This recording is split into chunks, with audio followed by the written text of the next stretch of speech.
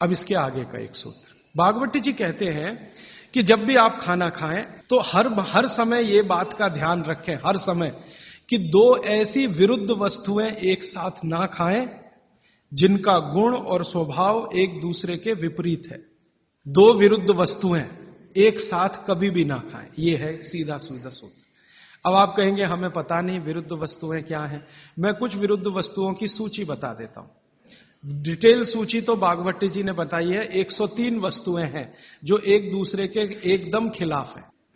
103 वस्तुएं।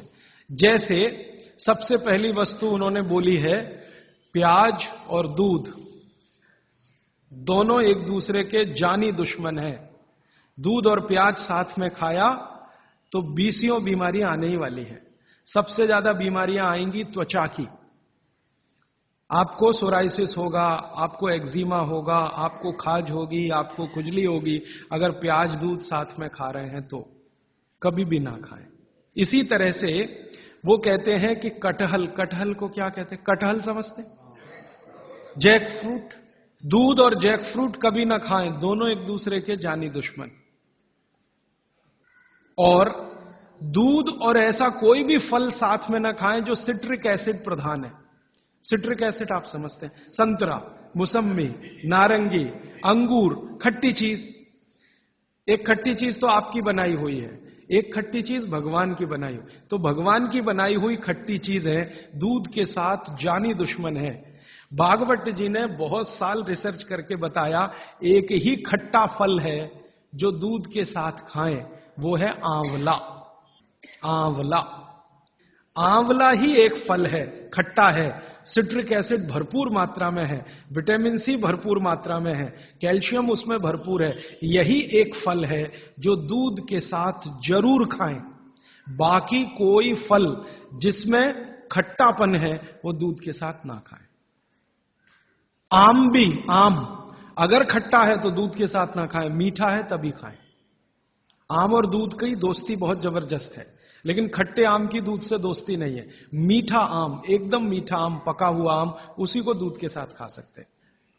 एक और उन्होंने गिना है, वैसे तो आप जैन हैं तो ये बात आपके लिए लागू ही नहीं होती, लेकिन जैन नहीं है इसलिए कह रहा हूं, तो कभी भी शहद और घी एक साथ ना खाएं।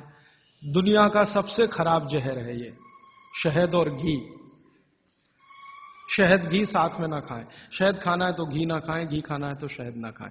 इसी तरह से उड़द की दाल और दही गलती से भी साथ में ना खाएं।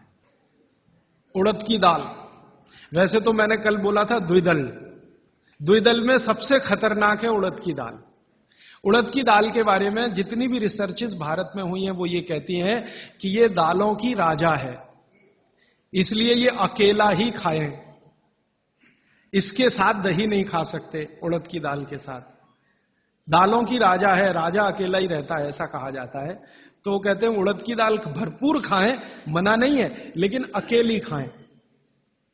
और बाकी जो दालें हैं, अरहर की दाल है, मूंग की दाल है, तो मैंने कल कहा था कि ये भी द्विदल में है, दही तो ना खाएं। लेकिन कोई मजबूरी में खाना है तो उपाय मैंने बताया था कि दही गर्म करके खाएं, माने दही में बघार लगा के खाएं ताकि तासीर गर्म हो जाए उसकी, या मट्ठा गर्म करके खाएं, तासीर उसकी गर्म हो जाए।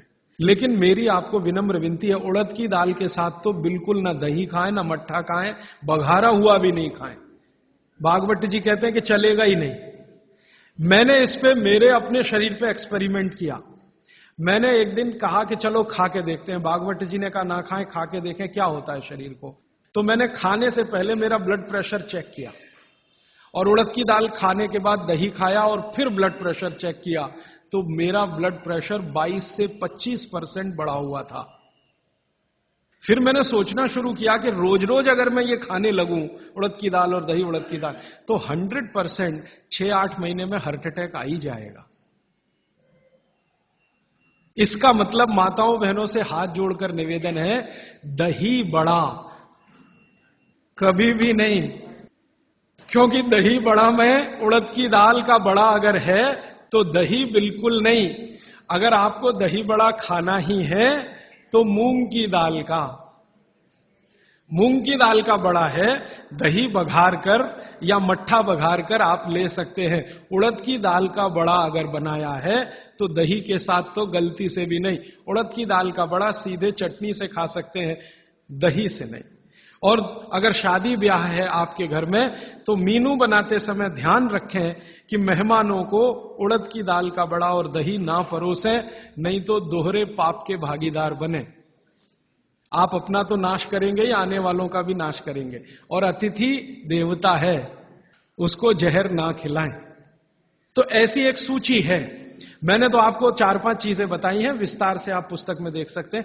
वो सूची ये कहती है 103 वस्तुओं की, ये चीज इसके साथ ना खाएं, ये चीज इसके साथ ना खाएं। तो भागवत जी कहते हैं 2 विरोधी चीजें साथ में ना खाएं। और वो कहते हैं कि अगर आपने ये सूत्र धारण कर लिया तो जिंदगी भर आप निसंकोच बिना किसी रोग के जीवन बिता